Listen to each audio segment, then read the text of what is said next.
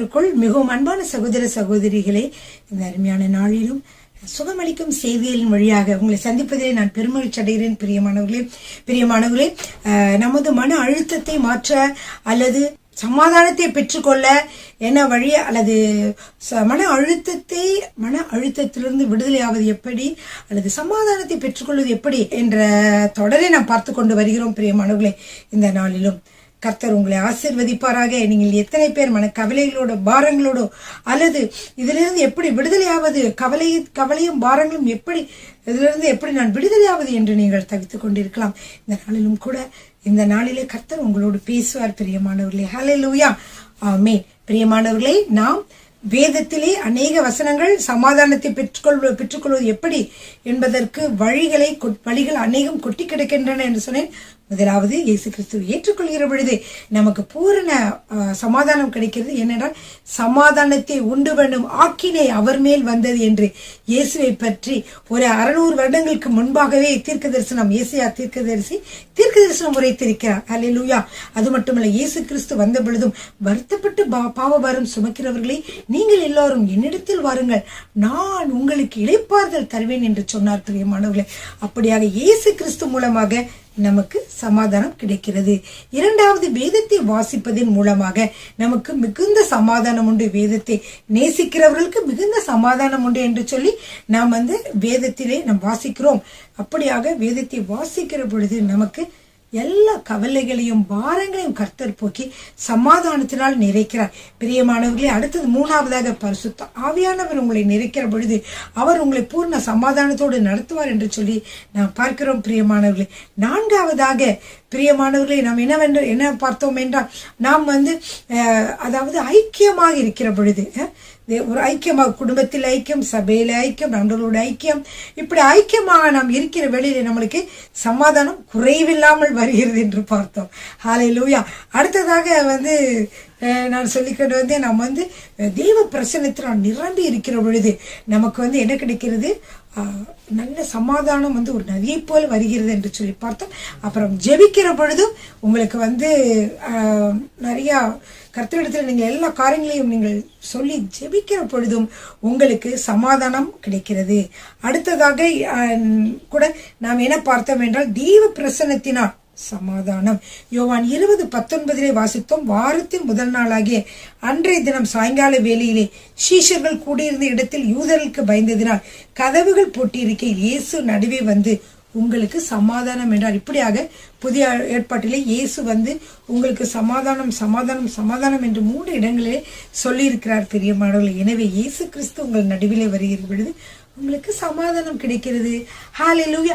எனவே தான் நாம் இன்றைய நாட்களிலே நாம் என்ன செய்கிறோம் என்றால், தேவனுடைய பிரசன்னத்தை கொண்டு வருகிறோம். எப்படி கர்த்தரை துதிக்கிற பொழுது, ஸ்தோத்திரிக்கிற பொழுது அவர் என்ன சொல்லியிருக்கார், எங்கே 2-3 பேர்கள் என்னுடைய நாமத்தினாலே கூடியிருக்கிறார்களோ அங்கே அவர்கள் மத்தியிலே வருவேன் என்று சொன்ன தேவன் அவங்க என்ன செய்கிறார், பிரசன்னமாகிறார்.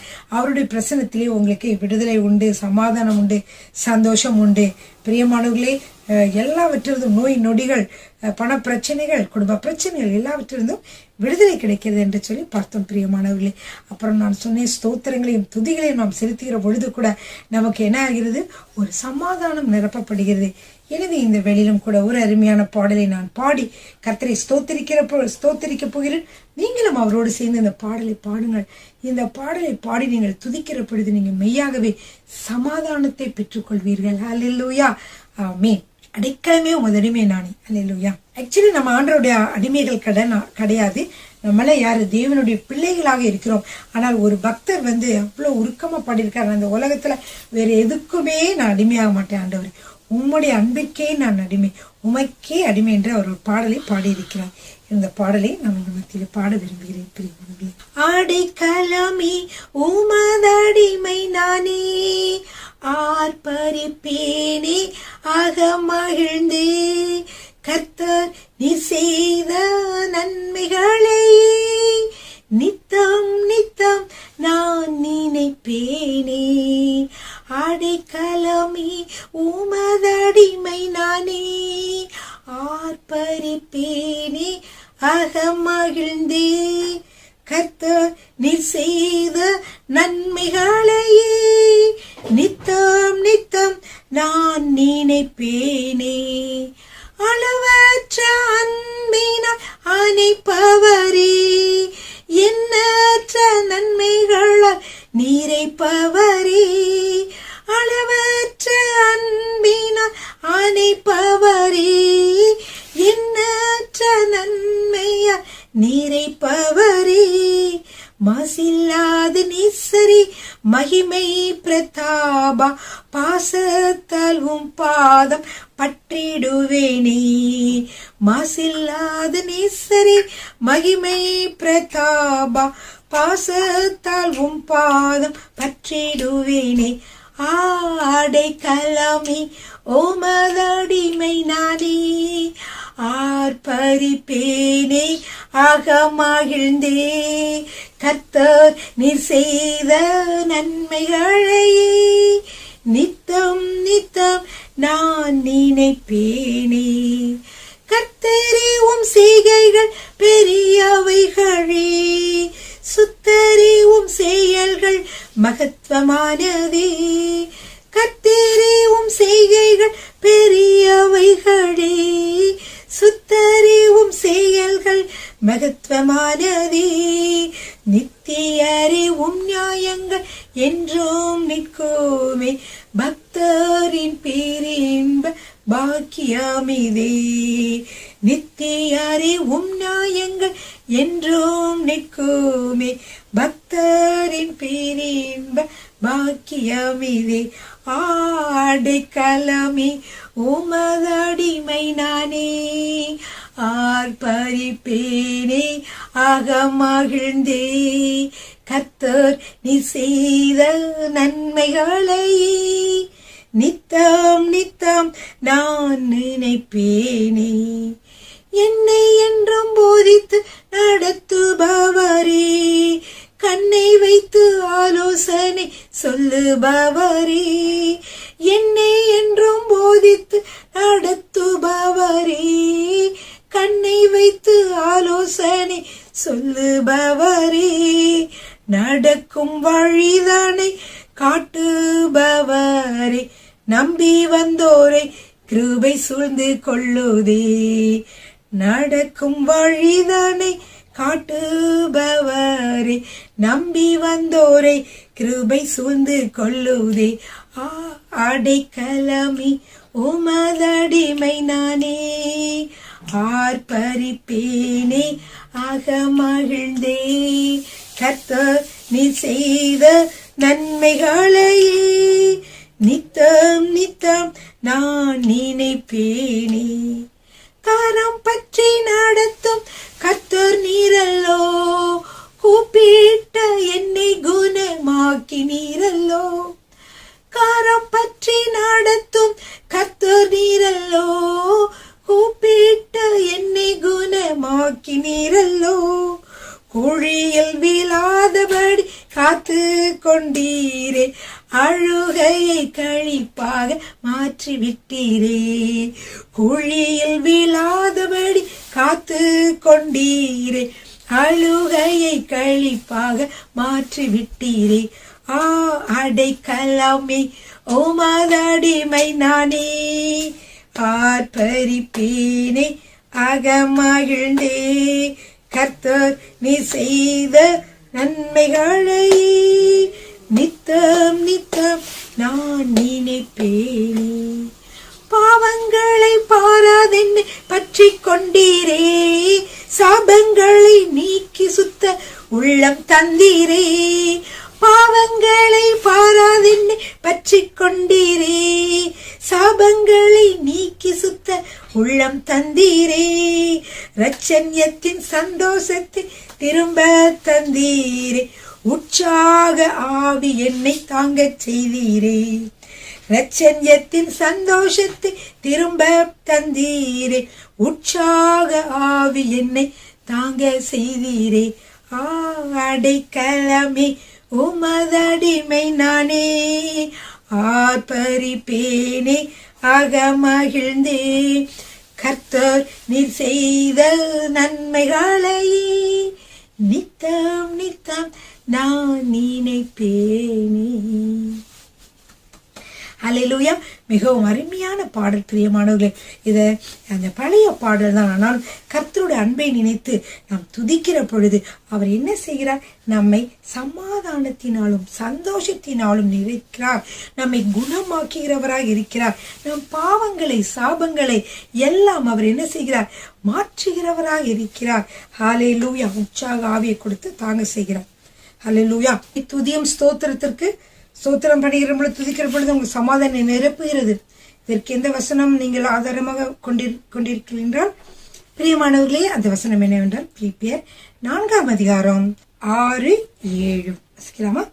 நீங்கள் ஒன்றுக்கும் கவலைப்படாமல் எல்லாவற்றையும் குறித்து உங்கள் விண்ணப்பங்களை ஸ்தோத்திரத்தோட கூடிய ஜெபத்தினாலும் வேண்டுதலினாலும் தேவனுக்கு தெரியப்படுத்துங்கள். அப்பொழுது எல்லா புத்திக்கும் மேலான தேவ சமாதானம் உங்கள் இருதயங்களையும் உங்கள் சிந்தைகளையும் கிறிஸ்து இயேசுவுக்குள்ளாக காத்துக்கொள்ளும். என்ன பண்ணது? தேவ சமாதானம், எல்லா புத்திக்கும் மேலான தேவ சமாதானம். அது எப்படி வந்துச்சுன்னே நமக்கு தெரிய முடியாது. எத்தனை கிளவரா என்னென்னமோ காரியங்களை இந்த உலகத்துல கண்டுபிடிச்சிட்டு இருக்கிறாங்க, என்னென்னமோ கண்டுபிடிக்கிறாங்க இல்லையா? அதனாலதான் போட்டிருக்கு. என்ன போட்டிருக்குன்னா, எல்லா புத்திக்கும் மேல அங்க எவ்வளவுதான் நீங்க இது பண்ணாலும் தேவனுடைய சமாதானத்தை நீங்க என்ன செய்ய முடியாது? சிருஷ்டிக்க முடியாது. எத்தனையோ மிஷின்ஸ், எத்தனையோ காரியங்கள், உலகம் எவ்வளவு இம்ப்ரூவ் ஆயிருக்கு. ஆனா இம்ப்ரூவ் ஆக ஆக மக்களுடைய சமாதானமானது சீர்குலைந்து வருகிறது இல்லையா? அது உங்களுக்கு தெரியும். ஒவ்வொரு நாட்டிலையும் பாத்தீங்கன்னா சின்ன பிள்ளைங்க கஷ்டப்படுறது, பெரிய பிள்ளைங்க, வாலிப பிள்ளைங்களுக்குள்ள பிரச்சனைகள், கணவன் மனைவிக்குள்ள பிரச்சனைகள், அதுல கணவனை கொள்றது, மனைவியை கொள்றது, இப்படி பலவிதமான பிரச்சனைகள் மலிந்து கிடைக்கிறது. அப்படி என்ன அர்த்தம்? ஏன் நடக்குதுலாம்? தெய்வ சமாதானம் இல்லை. ஏன்னா இது எங்க கிடைக்கிறது தேவனுடைய சமாதானம் என்றால், நீங்கள் ஒன்றுக்கும் கவலைப்படாமல் எல்லாவற்றையும் குறித்து உங்கள் விண்ணப்பங்களை ஸ்தோத்திரத்தோட கூடிய ஜெபத்துடன் தேவனுக்கு தெரியப்படுத்துங்கள். அப்பொழுதுதான் என்ன செய்யும்? எல்லா புத்திக்கும் மேலான தேவ சமாதானம் உங்கள் இருதயங்களையும் உங்கள் சிந்தைகளையும் கிறிஸ்து இயேசுவுக்குள்ளாக காத்துக்கொள்ளும். அப்படின்னா நீங்க ஜெபிக்கிற பொழுது நீங்க என்ன செய்ய முடியும்? நீங்க சமாதானத்தை பெற்றுக்கொள்ள முடியும் பிரியமானவர்களே. ஹல்லேலூயா. சரிங்க, அடுத்ததாக நம்ம பார்க்க போறோம் இந்த வீடியோ செய்தியில 8வதாக உறுதியான மனம். இப்ப இந்த உறுதியான மனம் பிரியமானவர்களே ஏசாயா 26:3 வசனத்திலே காணப்படுகிறது. இந்த உறுதியான மனம் நமக்கு சமாதானத்தை கொண்டு வருகிறதா? சரிங்க, இந்த வசனத்தை வாசிக்கலாமா? உம்மை உறுதியாய் பெற்றுக்கொண்ட மனதை உடையவன் உண்மையே நம்பியிருக்கிறபடியால் நீர் அவனை பூர்ண சமாதானத்துடன் காத்துக்கொள்வீர். அந்த உம்மை உறுதியாய் பெற்றுக்கொண்ட மனதை உடையவன் எப்படி இருப்பான்? உண்மையே நம்பி இருப்பான். ஆண்டவரே, வேற எதையும் நம்பி உண்மை விட்டுற மாட்டான். உண்மையே அவன் நம்பி இருப்பான். அதனால் நீர் என்ன செய்கிறீர்? பூர்ண சமாதானத்துடன் அவனை காத்துக்கொள்கிறீர் என்று நம்ம ஏசாயாவிலே நம்ம வாசிக்கிறோம் பிரியமானவர்களே. இதனால அநேக கர்த்தரை உறுதியாய் பற்றி கொள்வது இல்லை. ஆத்துல ஒரு கால் சேத்துல ஒரு கால் மாதிரி கொஞ்சம் இதா இருக்கிறாங்க, கொஞ்சம் விசுவாசமா இருக்காங்க, கொஞ்சம் அவிசுவாசமா இருக்காங்க. இப்படி அவர்கள் ரெண்டுக்குமே இடம் கொடுக்கறதுனாலதான் அவங்க சில வேளைகளை தேவ சமாதானத்தை இழந்து விடுகிறார்கள். அப்ப தேவனுடைய சமாதானத்தை இழந்து போகிறார்கள் குறித்து யாக்கோபு என்ன சொல்லி இருக்கிறார் என்றால், யாக்கோபை எடுத்துக்கொள்ளுங்கள். 1:6-7-8 வசனங்களை நாம் வாசிக்கலாம். அவன் எவ்வளவாயிலும் சந்தேகப்படாமல் விசுவாசத்தோடே கேட்க கடவன். அப்படி சந்தேகப்படுகிறவன் காற்றினால் அடிபட்டு அழைகிற அலை கடலின் அழைக்கு ஒப்பாய் இருக்கிறான். அப்படிப்பட்ட மனுஷன் தான் கர்த்தரிடத்தில் எதையாகிலும் பெறலாம் என்று நினையாதிருப்பானாக. இரு மனமுள்ளவன் தன் வழியில் எல்லாம் நிலையற்றவனாய் இருக்கிறான் என்று யார் சொல்றா? யாக்கோபு சொல்றார். ஏன் இப்படி சொல்றாருன்னா, கர்த்தரிடத்துல ஒரு காரியத்தை கேட்டா நீங்க விசுவாசமா கேளுங்க.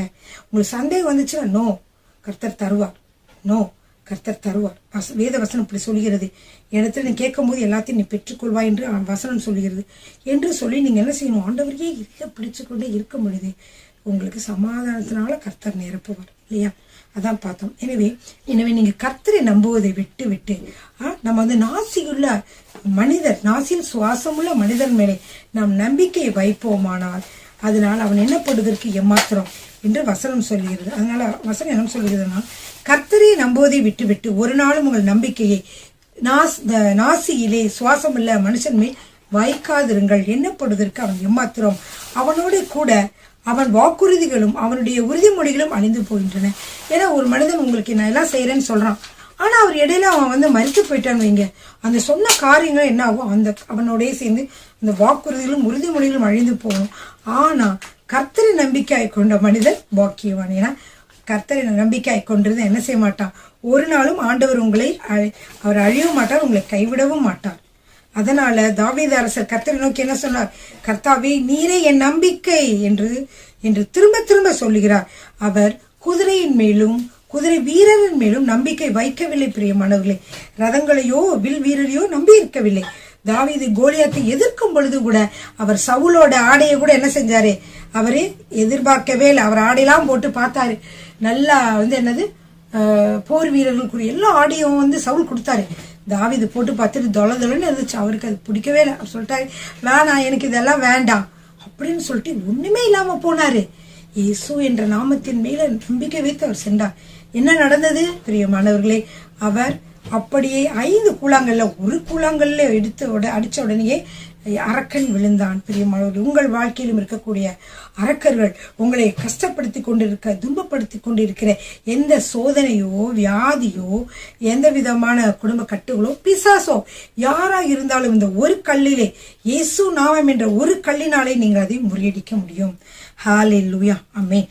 எனவே தாவீது கோலியாத்தை எதிர்க்கும் போது கூட என்ன செய்யல, சவுலின் ஆயுதங்களை சார்ந்திருக்கவில்லை, கர்த்தரையே சார்ந்திருந்தபடியினால் பூர்ண சமாதானம் உள்ளத்திலே நிலைவது வெற்றி மேல் வெற்றியை பெற்றுக்கொண்டார்.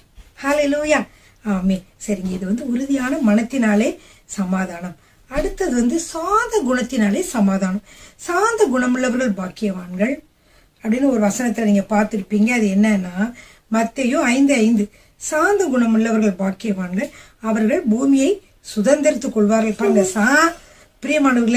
பிரியமானவர்களே, சாந்த குணமா அமைதியா இருக்கிறவங்க, முரட்டு சிங்கங்கள் இல்ல, அமைதியா இருக்கிறவங்க, சாந்த குணமா இருக்கவங்க தான் இந்த பூமியை சுதந்திரித்துக் கொள்வார்களாம். எவ்வளவு பெரிய ஒரு சீக்ரெட் வச்சிருக்காரு பார்த்தீங்களா ஆண்டவர். அல்லேலூயா. அது மட்டும் இல்ல, சங்கீதம் 37:11 வாசித்தீங்கன்னா, சாந்த குணம் உள்ளவர்கள் பூமியை சுதந்திரித்து மிகுந்த சமாதானத்தினால் மனமகிழ்ச்சியா இருப்பார்களாம். ஹல்லேலூயா. சாந்த குணம் எவ்வளவு முக்கியம். இயேசு கூட இந்த உலகத்திலே வாழ்ந்த பொழுது அவர் சாந்த குணமுடையவராகவே இருந்தார். பிரியமானவர்களே, எனவே அப்படின்னு என்ன, சாந்த குணம் உள்ளவர்கள் பதற மாட்டார்கள், அவசரப்பட மாட்டார்கள், கோபப்பட மாட்டார்கள், எரிச்சல் அடைய மாட்டார்கள், எல்லாவற்றையும் பொறுமையோடு சகித்துக் கொள்வார்கள். எல்லாரோட பேசும் பொழுதும் அவங்களுடைய எந்த வித்தியாசமான குணங்கள் இருந்தாலும் அவங்கள என்ன சொல்லுவாங்க, அவங்க சகித்துக் கொள்வார்கள். நீங்கள் அவசரப்படுகிறவர்களையும் ஆவேசப்படுகிறவர்களும் சண்டை போடுகிறவர்களும் கவனித்து பாருங்கள், அவருடைய தனிப்பட்ட வாழ்க்கையிலும் சமாதானம் இருப்பதில்லை, குடும்பத்திலும் சமாதானம் இருப்பதில்லை. ஆகவே நீங்கள் சாந்த குணத்தை நாடி அதற்காக ஜெபியுங்கள். அப்பொழுது தேவனுடைய சமாதானத்தை ஈவாக பெறுவீர்கள். ஹல்லேலூயா. அடுத்து 10வது என்னவென்றால் தெய்வ நீதி. இந்த தெய்வ நீதியை பார்த்தீங்கன்னா,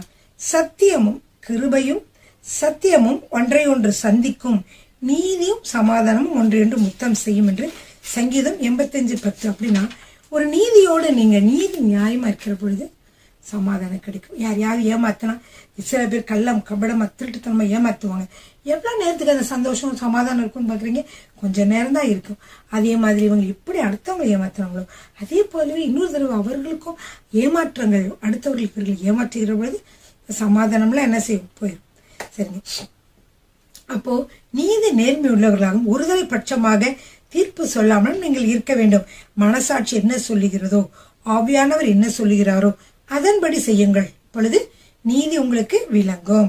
சிலர் முகத்தாட்சணியம் பார்ப்பார்கள். முகத்தாட்சணியம்னா பணக்காரன், ஏழை, அல்லது அவங்களுடைய ஊருக்காரவங்க, அல்லது ஜாதி, அவங்களுடைய மதம், அவங்களுடைய ஆளுகை அப்படின்னு சொல்லிட்டு பல காரியங்களை பார்ப்பார்கள். இப்படிப்பட்டவர்கள் நீதி எதிர்பார்க்க முடியாது, அவர்களுக்கு சமாதானமும் இருப்பதில்லை. இப்ப சமாதானமா இருக்கணுமா, நீங்க நீதியை செய்யுங்க. நீதினா என்ன, எல்லா மக்களையும் கர்த்தர் தான் சிருஷ்டித்தார். எனவே எல்லா மக்களும் சரிசமமாக நீங்கள் நேசியுங்கள். சமமாக அவர்களுக்காக கிரியை செய்யுங்க. ஒருத்தருக்கு பெஸ்டா செய்யறது இன்னொருத்தருக்கு நீங்க செய்யாதீங்க. எல்லாருக்கும் ஒரே மாதிரி. ஊழியக்காரங்க மற்றவங்களுக்கு ரொம்ப ஹை, மற்றவங்களாம் விசுவாசிகளை அவங்கள ரொம்ப தாழ்வா நடத்துற, அப்படி இல்லை. எல்லாருமே நீங்க சமமா நடத்துங்க. உங்களுக்கு சமாதானம் சந்தோஷமும் நிறைந்து இருப்பீர்கள். அல்லேலூயா. எனவே நம்முடைய தேவனும் நீதி உள்ளவர், அவர் எல்லோரையும் ஒரே மாதிரி நேசிக்கிறவர், அவர் பட்சபாதம் உள்ளவர் அல்லவே என்று சொல்லி நாம் வாசிக்கிறோம். நம்ம ஒருவருக்கும் தூரமானவரும் அல்ல என்று சொல்லி அப்போஸ்தலர் 17:27 நாம் வாசிக்கிறோம். பிரியமானவர்களே, ஏனென்றால் அவர் தீயோர் மேலும் நல்லோர் மேலும் தமது சூரியனை உதிக்க பண்ணி நீதியுள்ளவர் மேலும் அநீதியுள்ளவர் மேலும் மழையை பெய்ய பண்ணுகிறார். மத்தேயு 5:45. ஓகே, கர்த்தருக்கு ஸ்தோத்திரம். பிரியமானவர்களே, நீங்கள் இனிமேல் நீதியாக இருக்க பழகுங்கள், சமாதானம் நிரம்பி வழிகிறவர்களாய் இருப்பீர்கள். அடுத்து இன்னொன்று என்னன்னா, நன்மை செய்யுங்கள். ரோமர் 2:10. முன்பு யூதரிலும் பின்பு கிரேக்கரிலும் எவன் நன்மை செய்கிறானோ அவனுக்கு மகிமையும் கனமும் சமாதானம் உண்டாகும். அப்படின்னா என்னன்னா, யூதராக இருந்தாலும் கிரேக்கராக இருந்தாலும் யாராக இருந்தாலும் எவன் நன்மை செய்கிறானோ அவனுக்கே ஆண்டவர் மகிமையும் கனத்தையும் சமாதானத்தையும் கொடுக்கிறார். ஹல்லேலூயா. ஏனென்றால் அவர் பட்சபாதம் உள்ளவர் அல்ல. ஹல்லேலூயா. அப்புறம் பாத்தீங்கன்னா, நன்மை செய்கிறவனுக்கு கர்த்தர் ஒரு வாக்குத்தத்தம் பண்ணியிருக்கார். என்னவென்றால் ஆதியாகமம் 4:7. நீ நன்மை செய்தால் உனக்கு மேன்மை இல்லையோ, நீ நன்மை செய்யாதிருந்தால் பாவம் உன் வாசற்படியில் படுத்திருக்கும். அப்போ நன்மை செய்வதனால் மட்டுமல்ல, தீமை செய்வதனால் மட்டும் உங்களுக்கு பாவம் உண்டாகிறது இல்ல. நீங்கள் நன்மை செய்யாமல் இருந்தாலும், ஏற்ற நேரத்தில் நீங்கள் நன்மை செய்யாமல் இருந்தாலும் நீங்க எப்படி இருக்கும், உங்களுக்கு பாவம் வாசப்படியில் படுத்திருக்கும். எனவேதான் என்னுடைய வாழ்க்கையிலும் நான் எல்லாரும் ஒரே மாதிரி ட்ரீட் பண்ணுவேன், எல்லாருக்கும் நன்மை செய்வேன், யாருக்குமே பச்சைபாதம் பார்க்க மாட்டேன். எனக்கு வீட்டுக்கு வேலை செய்யற அந்த ஹெல்ப்பரா இருந்தாலும் மெய்டா இருந்தாலும் அவங்களுக்கும் பசிச்சுன்னா அவங்களுக்கு வீட்லயும் சாப்பாடு கொடுப்பேன், இல்லை வெளியில கூட கடையில கூட்டிட்டு போய் ஹோட்டல்ல கூட போய் வாங்கி தருவேன். அது எல்லாரையுமே என்னோட நண்பர்களை எப்படி கவனிக்கிறோம் அதே மாதிரி அவங்களே நண்பர்களாக தான் நினைச்சு கவனிப்பேன். ஏனென்றால் அவங்களுக்கு காசு இல்லாம இருக்கலாம், ஆனா அவங்களும் தேவனால உண்டாக்கப்பட்டவர்கள் தானே. அதனால நம்ம அப்படிதான் நம்ம இருக்கணும் பிரியமானவர்களே. ஹல்லேலூயா. ஆமென். பிரியமானவர்களே, அதே மாதிரிதான் அவங்க ஒரு அழகா இருந்தாலும் அழகா இல்லாட்டியும், சிவப்பா இருந்தாலும் சிவப்பா இல்லாட்டியும், பணக்காரவங்களா இருந்தாலும் பணக்காரங்களா இல்லாட்டியும், அது ஆணா இருந்தாலும் பெண்ணா இருந்தாலும் யாரா இருந்தாலும் என்ன செய்வோம் ஒரே மாதிரி. சில பெண்கள் பாத்தீங்கன்னா ஆண்கள் கிட்ட நல்ல இதா செய்வோம், பெண்களை பார்த்தா செடிச்சுன்னு விழுவாங்க, சரியா இது பண்ண மாட்டாங்க. உதாரணத்துக்கு ஒரு ஆஃபீஸ்க்கே போறீங்கன்னு வைங்க, அவங்க அந்த ஜென்ஸை ட்ரீட் பண்ற விதம் ஒரு மாதிரி இருக்கும், பெண்களை ட்ரீட் பண்ற விதம் ஒரு மாதிரி இருக்கும். அதே மாதிரிதான் ஆண்களும் சில பேர் என்ன செய்வாங்களா, பெண்களுக்கு கொஞ்சம் கனிவா பதில் சொல்லுவாங்க. அது அதே நேரத்தில் ஆண்கள் ஏதாவது கேட்டாங்கன்னா படபடன்னு பேசுவாங்க, கொஞ்சம் இதா பேசுவாங்க இல்லையா. நீங்க சுத்தி பாத்தீங்கன்னா உங்களுக்கு தெரியும். அந்த மாதிரி இல்லாம எல்லாரையும் நம்ம என்ன செய்யணும், ஒரே மாதிரி ட்ரீட் பண்ணணும். அந்த பொம்பளை நம்மளுக்கு எதையும் அள்ளி கொடுத்துட்டு போறதில்ல, அந்த ஆம்பளை நம்மளுக்கு எதையும் அள்ளி கொடுக்க போறதில்ல, இல்ல வேற ஆண்கள் பெண்கள் நமக்கு அள்ளி கொடுக்காம எதையும் கொடுக்காம போறதில்ல.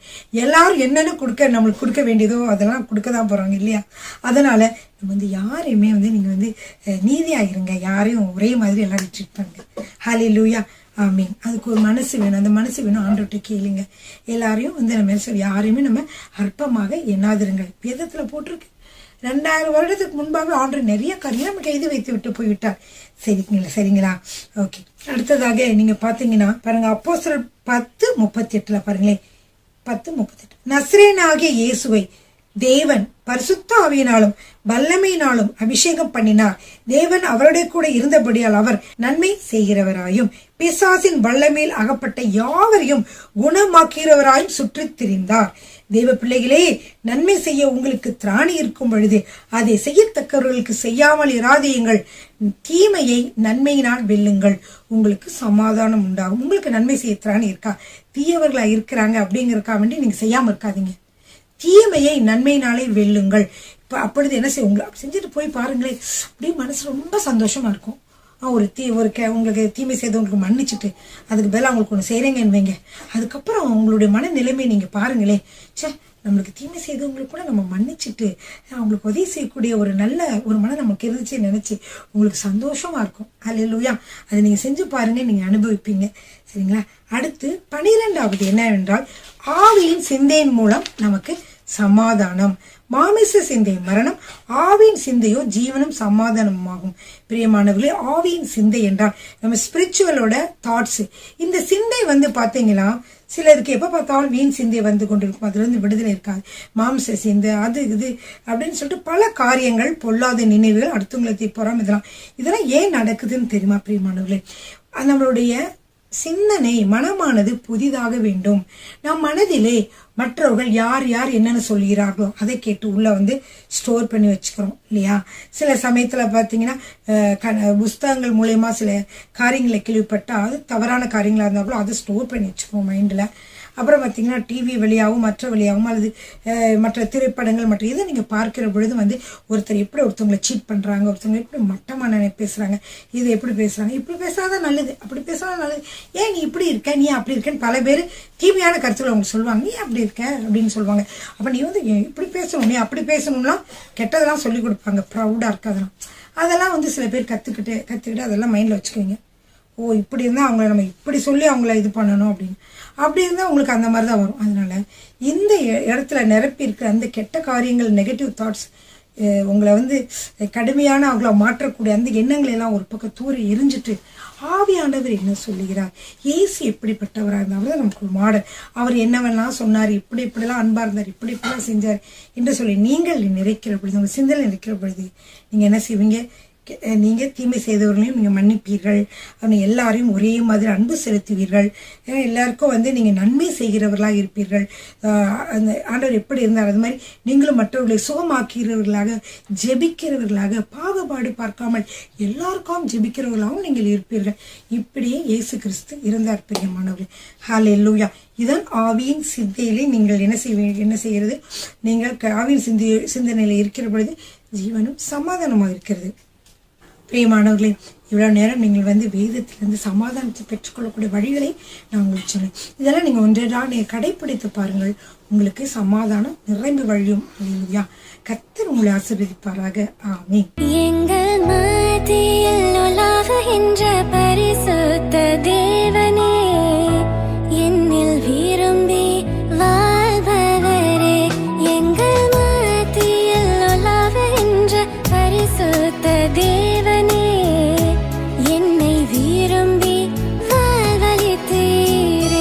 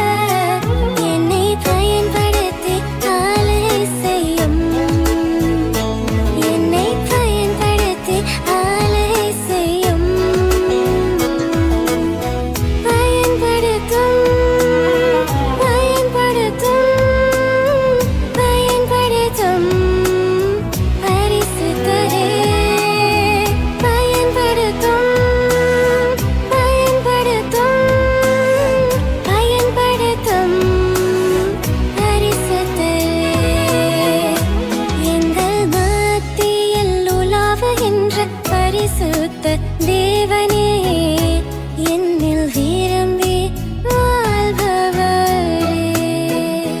கர்த்தர் உங்களை ஆசீர்வதிப்பாராக.